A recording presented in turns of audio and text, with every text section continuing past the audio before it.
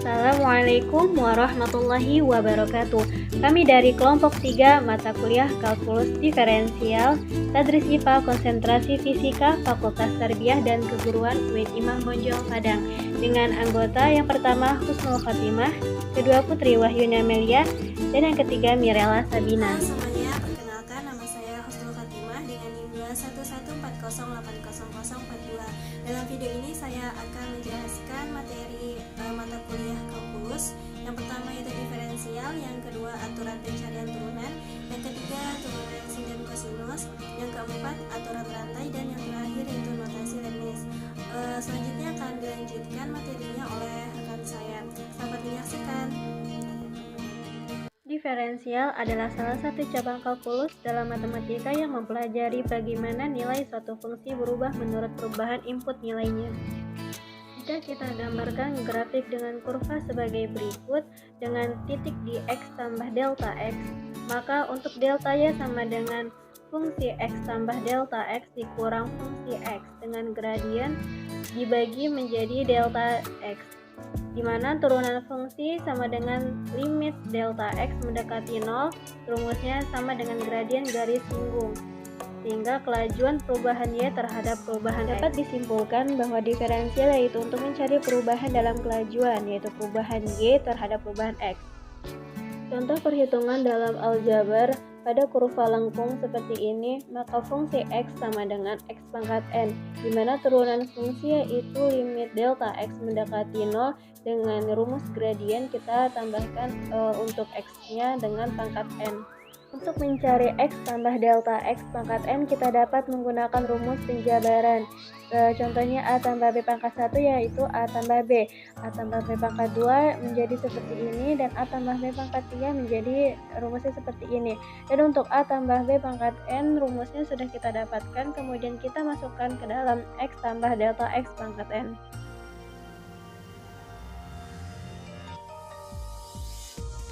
Setelah kita mendapatkan rumus dari penjabaran A tambah B pangkat N, kemudian kita bagikan delta X. Untuk limit delta X mendekati 0, maka rumusnya akan menjadi NX pangkat N dikurang 1.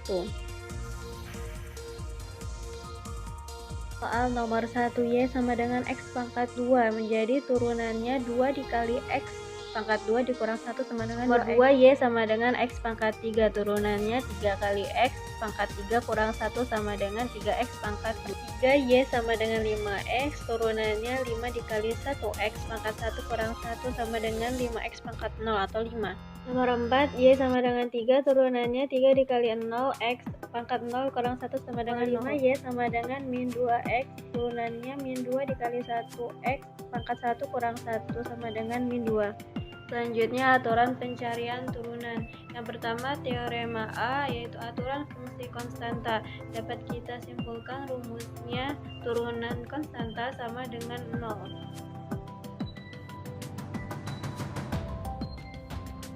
Yang kedua yaitu teorema B atau aturan fungsi identitas. Dapat disimpulkan untuk turunan ini, turunan X sama dengan 1.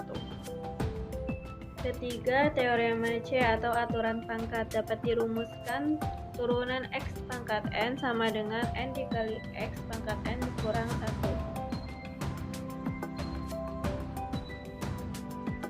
1. Keempat, teorema D atau aturan kelipatan konstanta. Dapat dirumuskan turunan konstanta dikali fungsi X sama dengan konstanta dikali turunan fungsi X. Dengan contoh sebagai berikut.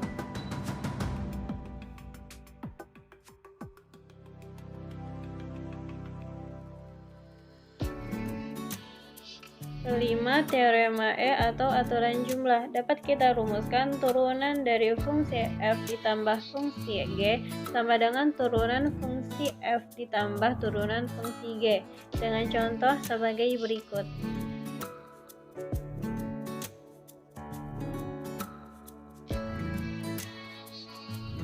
Keenam, teorema F atau aturan selisih. Dapat dirumuskan turunan fungsi F dikurang fungsi G sama dengan turunan fungsi F dikurang turunan fungsi G, dengan contoh sebagai berikut.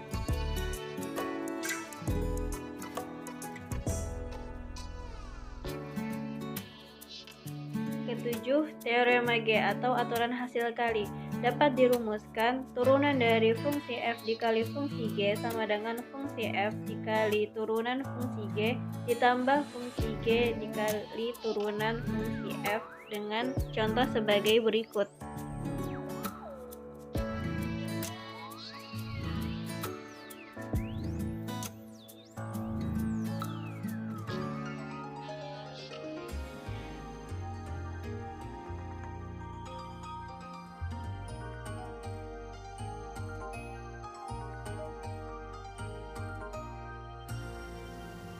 Delapan. Teorema H atau aturan hasil bagi. Dapat kita rumuskan turunan dari fungsi f dibagi fungsi G sama dengan fungsi G dikali turunan fungsi f dikurang fungsi f dikali turunan fungsi G dibagi fungsi G kuadrat dengan rumus sebagai berikut.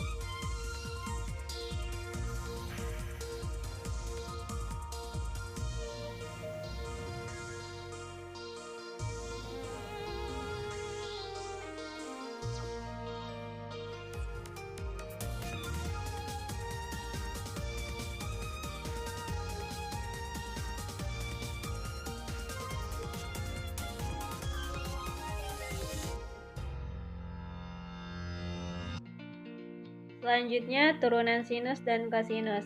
Yang pertama, teorema A dapat kita rumuskan menjadi turunan sinus X sama dengan kosinus X, dan turunan kosinus X sama dengan negatif sinus X, dengan contoh sebagai berikut.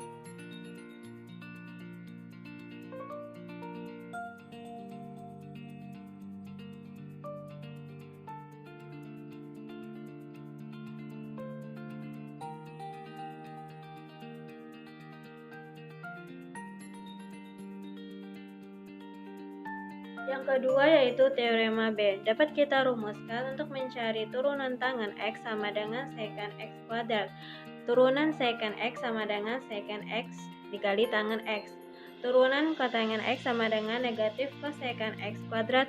Turunan cosecant X sama dengan negatif cosecant X dikali kotangan X. Dengan contoh sebagai berikut.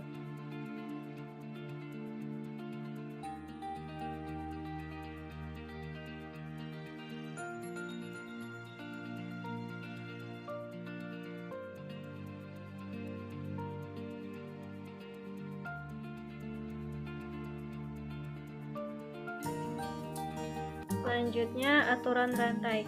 Dalam kalkulus, kaidah rantai atau aturan rantai adalah rumus untuk turunan fungsi komposit atau fungsi bersusun dari dua fungsi matematika. Andaikan Y sama dengan fungsi U dan U sama dengan fungsi G, jika G terdiferensiasikan di X dan F terdiferensiasikan di U, maka dapat kita rumuskan dxy sama dengan duy dikali dxu dengan contoh sebagai berikut.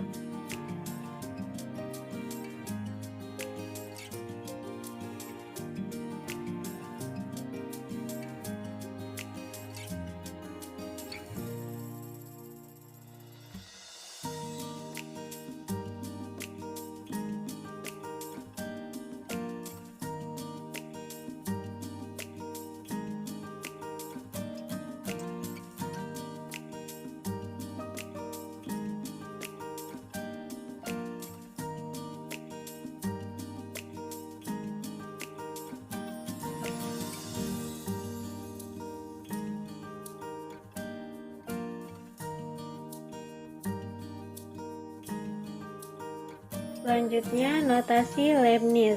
Andaikan bahwa Y sama dengan fungsi F menentukan suatu fungsi, jika X berubah dari X1 ke X2, maka Y berubah dari Y1 ke Y2. Jadi berpadanan terhadap pertambahan delta X sama dengan X2 dikurang X1 dalam X. Terdapat suatu pertambahan dalam Y yang diberikan, sehingga delta Y sama dengan Y2 dikurang Y1 sama dengan fungsi X2 dikurang fungsi X1 dengan contoh sebagai berikut. Terakhir soal latihan. Yang pertama, carilah turunan Y jika Y sama dengan X pangkat 3 dikurang 3X pangkat 2 ditambah 7X.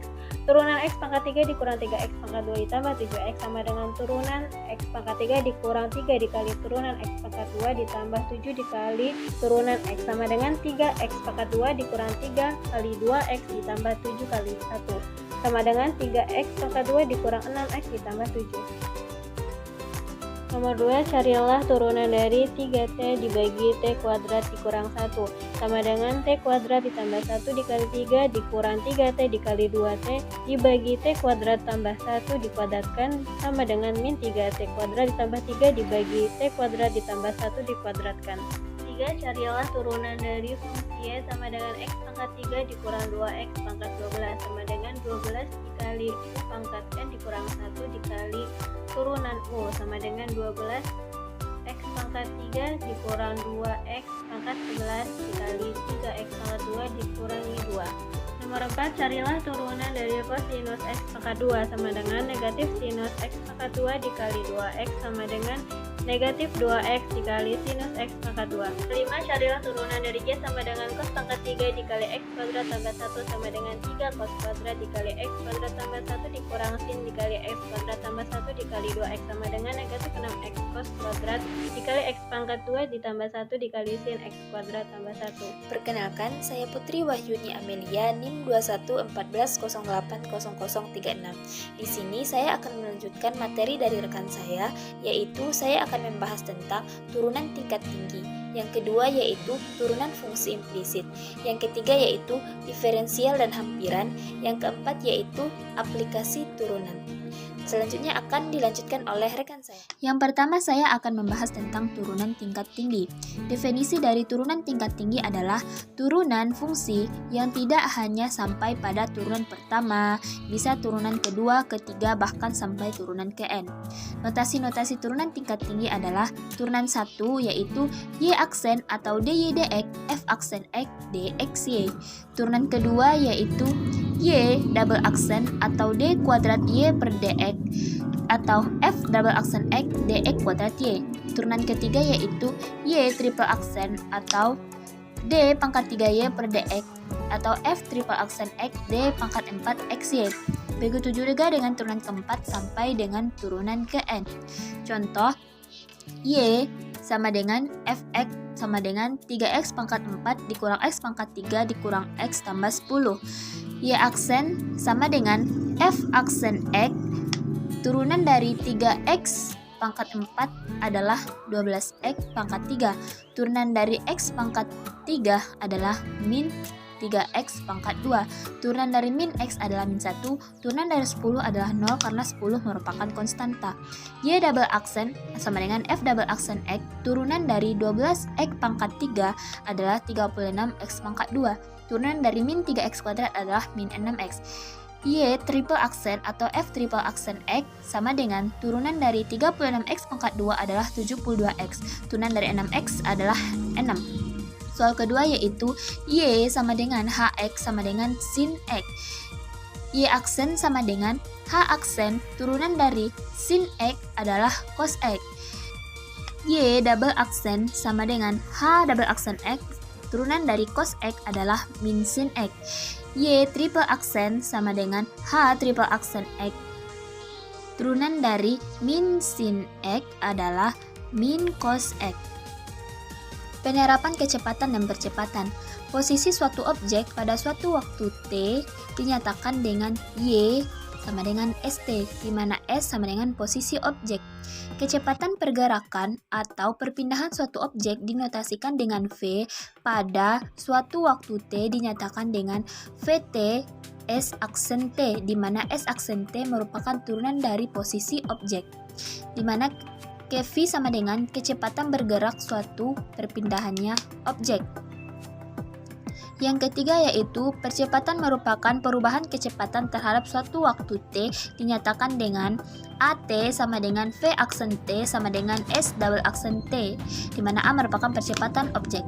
S aksen T merupakan turunan kedua dari posisi objek. Contoh soal, suatu objek bergerak sedemikian rupa sehingga posisi objek tersebut pada suatu waktu T dinyatakan dengan ST sama dengan T pangkat 3 dikurang 12T kuadrat tambah 36T dikurang 30, dengan S adalah satuan feet dan T di dalam satuan detik. Ditanya, kapan kecepatan bernilai 0? Kapan kecepatan bernilai 0? Pembahasannya, ST sama dengan T pangkat 3 dikurang 12T kuadrat tambah 36T dikurang 30. Kapan kecepatan bernilai 0 berarti VT sama dengan 0. Kita cari turunan pertama yaitu S aksen T sama dengan 3T kuadrat dikurang 24T tambah 36. Ini merupakan turunan dari ST. Karena sama-sama bisa dibagi 3, maka hasilnya menjadi 3 dalam kurung T kuadrat dikurang 8T tambah 12 sama dengan 0. Kita faktorkan menjadi 3 dalam kurung T dikurang 2, T dikurang 6 sama dengan 0. T kurang 2 sama dengan 0, T sama dengan 2, atau T dikurang 6 sama dengan 0, T sama dengan 6. Dengan demikian, kecepatan akan bernilai 0 pada waktu T sama dengan 2 detik atau pada waktu T sama dengan 6 detik. Yang kedua, saya akan menjelaskan tentang turunan fungsi implisit. Ciri-ciri dari turunan fungsi implisit adalah sulit untuk memisahkan antara variabel bebas dan variabel terikat menjadi dua ruas yang berbeda. Contoh fungsi implisit adalah X pangkat 3 dikurang Y pangkat 3 dikurang 9XY sama dengan 0. Kita pisahkan yang punya variabel Y di sebelah kiri, yang tidak punya variabel Y di sebelah kanan, sehingga diperoleh Y pangkat 3 dikurang 9XY sama dengan min X pangkat 3. Kita faktorkan menjadi Y dalam kurung Y kuadrat dikurang 9X sama dengan min X pangkat 3, sehingga memperoleh hasil akhir Y sama dengan min X pangkat 3 per Y kuadrat dikurang 9X. Contoh soal, diketahui fungsi X pangkat 3 tambah Y pangkat 3 dikurang 9XY sama dengan 0. Kita turunkan pada Y aksen, yaitu D per DX sama dengan X pangkat 3 tambah Y pangkat 3 dikurang 9XY sama dengan D per DX turunan dari 0. Kita turunkan pada turunan pertama, yaitu turunan dari X pangkat 3 adalah 3X kuadrat, turunan dari Y pangkat 3 adalah 3Y kuadrat, dan turunan dari 9XY karena Y merupakan variabel terikat, maka kita turunkan pada Y aksen menjadi DY dx dikurang 9 karena XY merupakan fungsi. Jadi kita cari menggunakan rumus U aksen V tambah U V aksen, di mana U sama dengan X dan V sama dengan Y, U aksen sama dengan 1, V aksen sama dengan DY per DX, sehingga diperoleh hasil Y tambah DY dx sama dengan 0. Kita selanjutnya 3X kuadrat tambah 3Y kuadrat dikali DY dx, kita distribusikan 9X ke dalam, yaitu 9Y dikurang X dikali DY dx. Yang memiliki DY dx kita letakkan di sebelah kiri dan yang tidak punya DY dx di sebelah kanan, sehingga diperoleh 3Y kuadrat DY dx dikurang X DY dx sama dengan 9Y dikurang 3X kuadrat. Kita faktorkan menjadi DY dx dalam kurung 3Y kuadrat dikurang X sama dengan 9Y dikurang 3X kuadrat, sehingga hasil akhirnya menjadi DY dx sama dengan 9Y dikurang 3X kuadrat dikurang 3Y kuadrat dikurang X. Ketiga, saya akan membahas tentang diferensial dan hampiran. Definisi dari diferensial dan hampiran adalah misalkan Y fx adalah fungsi terdiferensiasi dari variabel bebas X. Dx disebut delta X adalah pertambahan sembarang dalam variabel bebas X. Dx disebut diferensial variabel bebas X adalah sama dengan delta X. Delta Y adalah perubahan sebenarnya dalam variabel Y ketika X berubah dari X ke X tambah delta X, yakni delta Y fx tambah delta X dikurang fx. dy disebut diferensial variabel tak bebas yang didefinisikan oleh dy f aksen x dx. Contoh soal, Dengan menggunakan diferensial, carilah nilai hampiran dari 3 akar 26. Kita misalkan fx sama dengan 3 akar x. F aksen x, kita cari turunan pertama dari 3x sama dengan, yaitu fx sama dengan x pangkat sama saja dengan x pangkat sepertiga. F aksen x berarti sepertiga dikali sepertiga di sepertiga x pangkat sepertiga min x. Di selanjutnya sepertiga x pangkat min 2/3. Jika ingin pangkatnya positif, maka kita pindahkan x-nya ke bawah menjadi sepertiga dikali 1/x pangkat 2/3, sehingga turunan pertamanya yaitu f, sehingga f aksen adalah 1/3x pangkat 2/3. X-nya sama dengan 27. Kenapa? Karena 27 jika diakarkan 3 menjadi 26, karena nilai x merupakan titik acuan atau yang diketahui. Delta x sama dengan nilai yang dicari dikurang nilai yang diketahui atau nilai acuan. Nilai yang dicari adalah 26, sementara nilai yang diketahui adalah 27, sehingga 26 kurang 27 sama dengan min 1. Kita masukkan ke rumus, yaitu f x tambah delta x sama dengan fx tambah f aksen x delta x.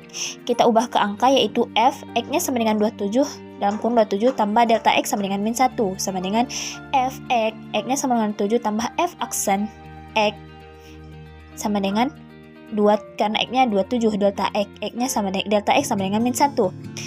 27 tambah min 1 sama dengan 26. Jadi f26 menghampiri f27 sama saja dengan kita ganti dengan fx27 menjadi 3 akar 27 tambah 1/3 dalam kurung 27/3 pangkat min 1.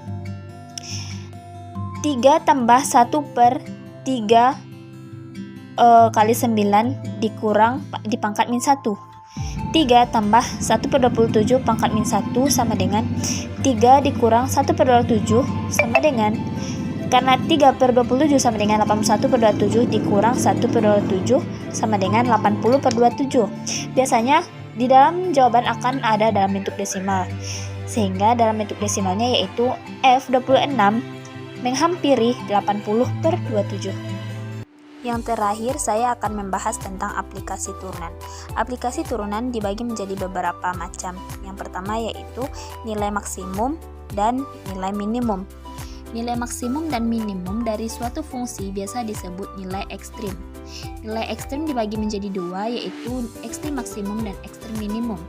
Nilai ekstrim terjadi di titik-titik kritis. Titik kritis dibagi menjadi beberapa macam, yaitu ujung-ujung selang, titik stasioner, dan titik singular.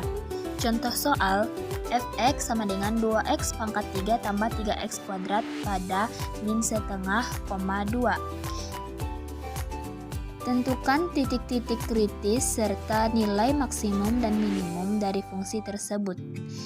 Fx sama dengan min 2x pangkat 3 tambah 3x kuadrat pada min setengah, 2. Kita tentukan yang pertama yaitu titik kritisnya. Yang pertama yaitu ujung selang. Ujung selang sudah terdapat pada soal, yaitu min setengah, 2. Jadi x sama dengan min setengah dan x sama dengan 2. Yang kedua yaitu titik stasioner. Titik stasioner kita turunkan f aksen x sama dengan 0. Jadi hasilnya min 6x kuadrat tambah 6x sama dengan 0. Sama-sama kita bagi dengan min 6, hasilnya x kuadrat dikurang x sama dengan 0. Kita faktorkan, x sama dengan min 1 sama dengan 0. X sama dengan 0 dan x sama dengan 1. Titik singularnya tidak ada karena fungsi polinom seperti contoh nomor 1 adalah fungsi yang terdefinisi kontinu diferensiabel di seluruh bilangan real. Jadi fungsi seperti ini tidak mempunyai titik singular. Karena kita sudah punya titik-titik kritis, kita cari titik manakah yang memberikan nilai maksimum dan nilai minimum. Kita mulai pada titik pada ujung selang.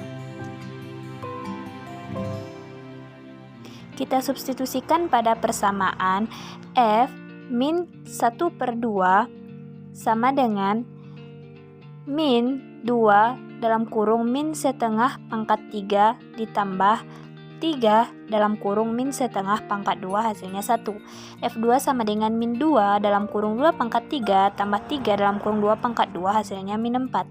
F0 sama dengan 0, F1 sama dengan 1. Sehingga kita temukan titik kritisnya yaitu 1, min 4, 0, 1. Dan dapat kita tentukan nilai maksimumnya yaitu pada F2 sama dengan min 4 adalah nilai minimum dan F min setengah sama dengan 1 adalah nilai maksimum. Yang kedua, saya akan membahas tentang kemonotonan. Jika F aksen X besar dari 0, maka X anggota A, B, maka F monoton naik pada A, B. Jika F aksen X kecil dari 0, maka X anggota A, B, maka F monoton turun pada A, B. Contoh soal, tentukan selang kemonotonan untuk Fx dalam kurung 2x pangkat 3 dikurang 3x kuadrat dikurang 2x ditambah 7. Fx monoton naik ketika F aksen X besar dari 0. Kita turunkan menjadi 6x kuadrat dikurang 6x dikurang 12 besar dari 0. Sama-sama kita bagi 6, hasilnya adalah x kuadrat dikurang x dikurang 2 besar dari 0. Kita faktorkan x tambah 1, x kurang 2 besar dari 0. X sama dengan min 1 dan x sama dengan 2. Untuk memudahkan, kita menggunakan garis bilangan di mana min 1 dan 2. Dan diperoleh nilai positif, negatif, dan positif. Jadi kesimpulannya, F monoton naik pada min tak hingga, min 1 gabung 2, tak hingga. Di selang manakah F monoton turun pada min 1, 2. Aplikasi turunan yang ketiga adalah kecekungan dan titik belok. Kecekungan dibagi menjadi dua yaitu cekung ke atas dan cekung ke bawah. Jika F double aksen X besar dari 0, maka X anggota A, B, maka F cekung ke atas. Jika F double aksen X kecil dari 0, X anggota A, B, maka F cekung ke bawah. Seperti gambar ini merupakan gambar cekung ke atas, dan ini gambar cekung ke bawah. Yang kedua, titik belok. Titik belok merupakan tempat terjadinya perubahan kecekungan. Titik belok sendiri terjadi di X sama dengan C ketika F double aksen C sama dengan 0. Contoh soal, untuk fungsi berikut tentukan di selang manakah fungsi tersebut naik, turun, cekung ke atas, cekung ke bawah, serta tentukan titik beloknya. Yang pertama kita cari kemonotonan. Fx monoton naik ketika turunan pertamanya F aksen X besar dari 0. Turunannya yaitu X kuadrat dikurang 2X dikurang 3 besar dari 0. Kita faktorkan X kurang 3, X tambah 1 besar dari 0. Maka X kurang sama dengan 3, X sama dengan min 1. Untuk memudahkan, kita bikin garis bilangan di mana min 1 dan 3 nilainya adalah positif, negatif, positif. Maka dapat disimpulkan F naik pada min tak hingga, min 1 gabung 3, tak hingga. F turun pada min 1, 3. Selanjutnya adalah kecekungan.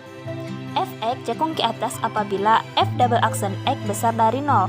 Apabila turunan keduanya besar dari 0. Turunan kedua yaitu 2x dikurang 2 besar dari 0. 2x besar dari 2. X besar dari 1. Kesimpulannya, F cekung ke atas pada selang 1, tak hingga dan F cekung ke bawah pada selang min tak hingga, 1. Selanjutnya adalah titik belok. Titik belok terjadi apabila F double aksen sama dengan 0 atau turunan kedua sama dengan 0. 2x dikurang 2 sama dengan 0. 2x sama dengan 2, x sama dengan 1. Jadi kita masukkan ke dalam fungsi F1 sama dengan 1/3 dikurang 1 dikurang 3 tambah 4 sama dengan 1/3. Jadi titik beloknya adalah 1,1/3. Assalamualaikum warahmatullahi wabarakatuh. Nama saya Mirella Sabina dengan NIM 2114080038 akan melanjutkan materi kalkulus dari Putri Amelia Wahyuni. Dengan judul materi saya yaitu Analisis Keuntungan Umum, Sketsa Grafik Fungsi Polinom, dan yang terakhir Teorema Nilai Rata-Rata. Selamat menyaksikan ya. Materi pertama yang akan dibahas yaitu analisis keuntungan maksimum dengan rumus fungsi penerimaan itu dilambangkan dengan R. sama dengan Pi dikali Q. Dan fungsi keuntungan itu dilambangkan dengan Pi. Jadi Pi sama dengan R dikurang C. Dengan P sama dengan fungsi permintaan, sedangkan C yaitu fungsi biaya.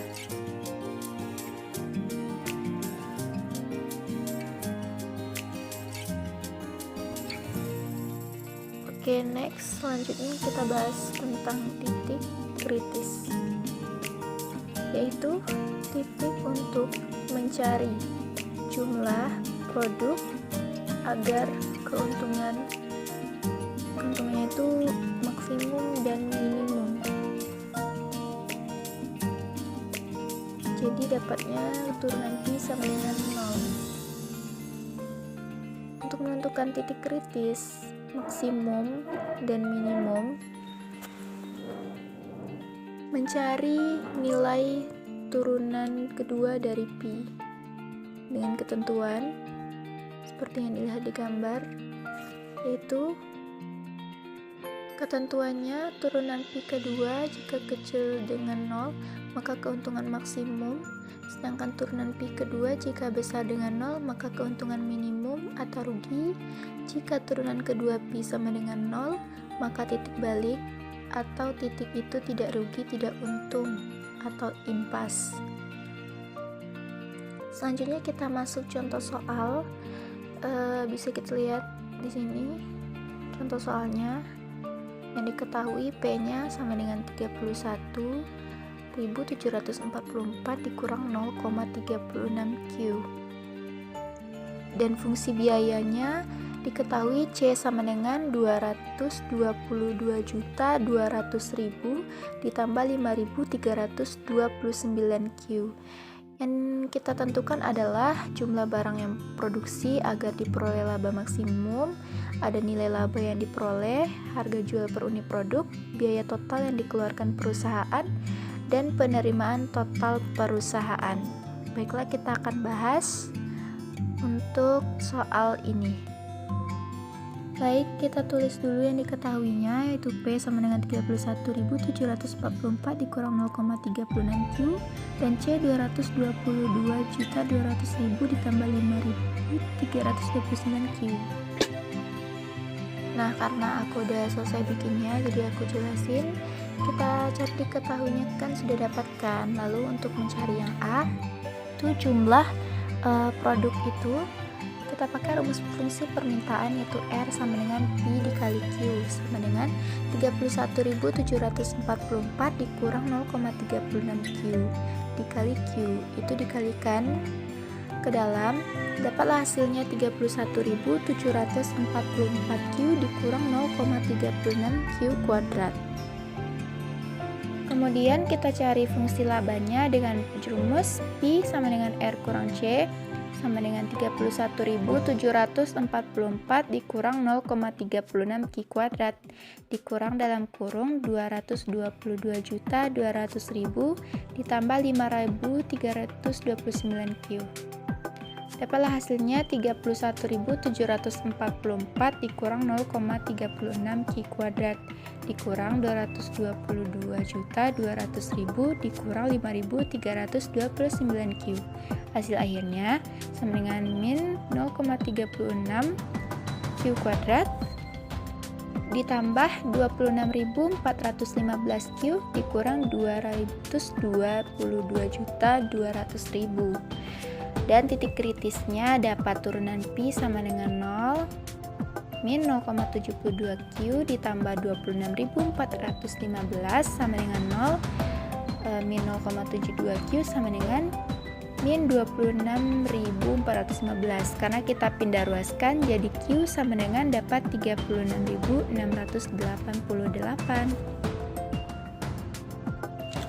Nah, jadi teman-teman, untuk menentukan laba maksimumnya atau tidak mencari nilai turunan 2 Pi, turunan pi sama dengan 0,72Q ditambah 26.415. Turunan kedua pi sama dengan 0,72. Turunan kedua pi kecil dari 0, maka maksimum. Artinya, dengan jumlah yang barang yang diproduksi sebanyak Q sama dengan 36.688 akan diperoleh nilai laba maksimum. Selanjutnya kita cari poin yang B, itu nilai laba yang diperoleh. Di sini kita dapat pi 0,36Q kuadrat ditambah 26.415 dikurang 222.200.000. Q kita dapat 36.688, maka pi sama dengan min 0,36 dikali 36.688 kuadrat ditambah 26.415 dikali 36.688 dikurang 222.200.000. Maka hasilnya seperti yang digambar, 262.350.157. Next. Selanjutnya poin C, yaitu harga jual produksi per unit produk. Maka P 31.744 dikurang 0,36Q sama dengan 31.744 dikurang 0,36Q. Q itu hasilnya 36.688, jadi kita kalikan. Dapatlah hasil 31.744 dikurang 13.207,68. Dapat hasilnya 18.536,32. Next, kita lanjut ke poin yang D, yaitu biaya total yang dikeluarkan perusahaan. Itu kita dapat C sama dengan 222.200.000 ditambah 5.329 Q sama dengan 222.200.000 tambah 5.329, kita masukkan Q-nya 36.688. Hasilnya 222.200.000 ditambah 195.510,352, jadi hasilnya 417.710,352. Oke, lanjut ke poin terakhir, yaitu penerimaan total perusahaan dengan rumus P dikali Q 18.536,32 dikali 36.688. Itu hasilnya dapat 680.060.508,16. Oke, sekian dulu pembahasan dari analisis keuntungan maksimum dengan satu contoh soal. Kita lanjut lagi ke materi yang kedua. Selanjutnya, kita bahas tentang grafik fungsi polinom, yaitu materi yang kedua. Adapun langkah-langkahnya, 1. Ada perpotongan sumbu Y, 2. Perpotongan sumbu X, 3. Ada titik stasioner, 4. Selang naik dan selang turun, 5. Titik belok, dan 6. Kecekungan. Langsung saja kita masuk ke contoh soal Y sama dengan X pangkat 3 kurang 3X tambah 2. Yang pertama kita cari adalah perpotongan sumbu dari Y. X sama dengan 0. Kemudian Y sama dengan 0 pangkat 3 dikurang 3 dikali 0 ditambah 2, hasilnya ada 2. Jadi titik yang didapatkan adalah 0,2. Selanjutnya kita mencari perpotongan sumbu dari X-nya. Perpotongan sumbu X, Y sama dengan 0. Jadi kita masukkan 0 sama dengan X pangkat 3 dikurang 3X ditambah 2, kemudian X sama dengan 1 Jadi 1 pangkat 3 dikurang 3 dikali 1 ditambah 2 sama dengan hasilnya 1 kurang 3 ditambah 2 sama dengan 0. Kemudian 0 sama dengan X pangkat 3 dikurang 3X ditambah 2. Dalam kurung X kurang 1, dalam kurung lagi X kuadrat ditambah X kurang 2, tutup kurung sama dengan dalam kurung X kurang 1, dalam kurung lagi X kurang 1, dan dalam kurung lagi X tambah 2. 0 sama dengan X kurang 1, tutup kurung, dipangkatkan 2, dalam kurung X tambah 2, tutup kurung, jadi X sama dengan 1, X sama dengan min 2, dan titik dapat 1,0 dan 2,0. Selanjutnya yang kita cari yaitu titik stasionernya.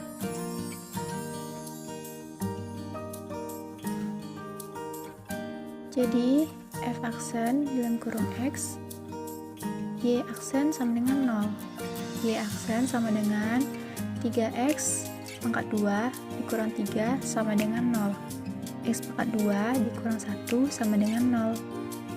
Maka dalam kurung X kurang 1, tutup kurung, dalam kurung X tambah 1, tutup kurung sama dengan 0. X sama dengan 1, dan X sama dengan min 1 sama dengan 0.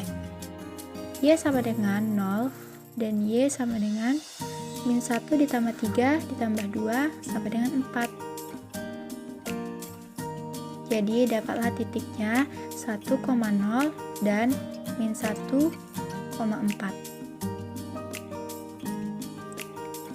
Selanjutnya kita cari selang naik dan selang turunnya. Selang turun. Jadi kita bikin garis lurus min 1 dan 1.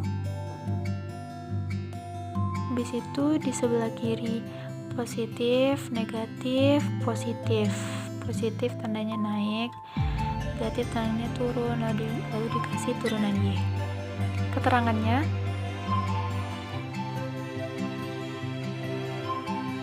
naik sama dengan min tak terhingga sampai 1 digabung dengan 1, tak terhingga. Turunnya yaitu min 1,1. Lanjut, yang kita cari adalah titik beloknya. Titik belok turunan kedua F, X sama dengan turunan kedua Y kurang 0. Turunan Y sama dengan 6X sama dengan 0. Jadi tanda panah X sama dengan 0. Kemudian next, kita cari selanjutnya yang terakhir itu kecekungannya. Kecekungan, kita garis dulu, kita gambar garis. Dan dikasih tengah 0 dengan di sampingnya turunan Y, turunan kedua Y.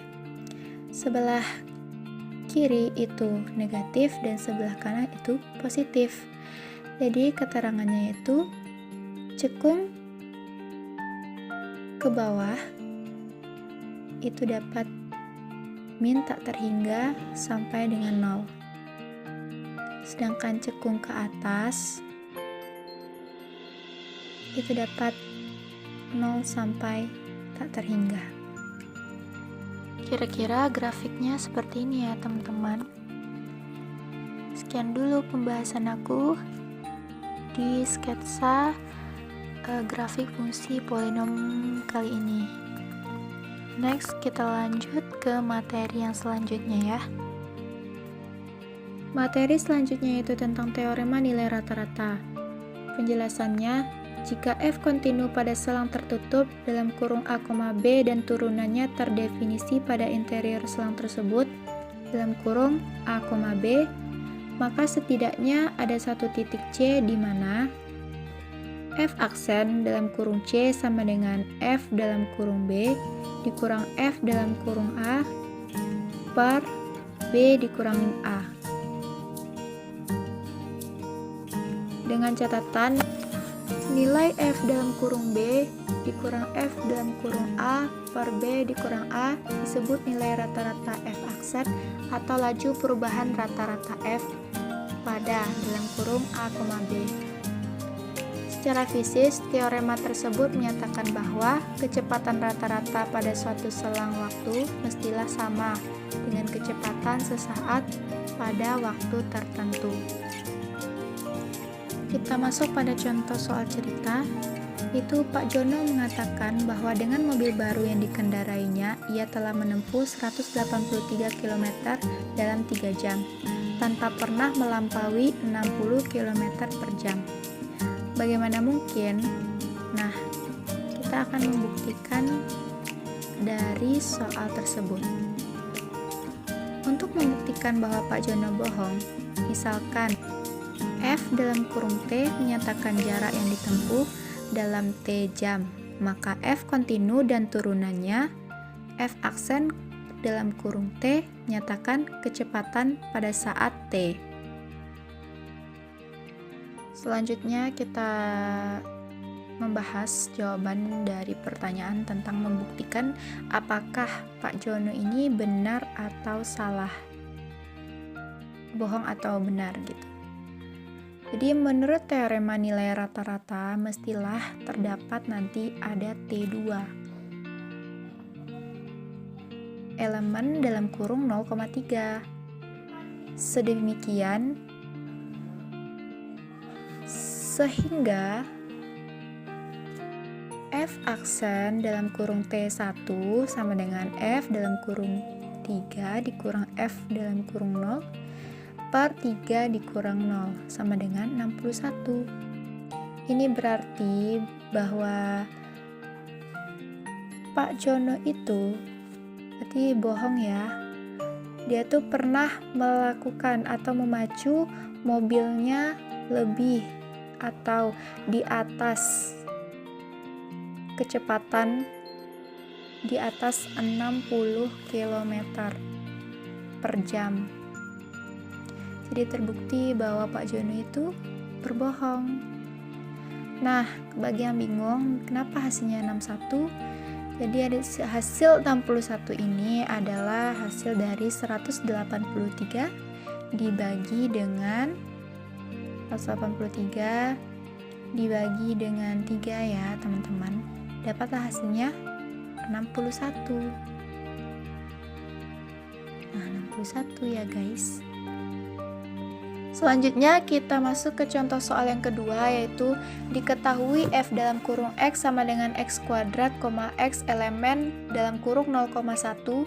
Hitung nilai rata-rata F aksen pada dalam kurung 0,1 dan tentukan C elemen 0,1 sedemikian sehingga F aksen dalam kurung C sama dengan nilai rata-rata F aksen pada 0,1. Lanjut, kita masuk pembahasan contoh soal, yaitu jawab. Kita masukkan ke rumus F dalam kurung 1 dikurang F 0 per 1 dikurang 0 sama dengan 1. Sementara itu F aksen dalam kurung X sama dengan 2X sama dengan 1 jika dan hanya jika X sama dengan setengah. Nah, sekian dulu pembahasan dari ketiga materi dari saya.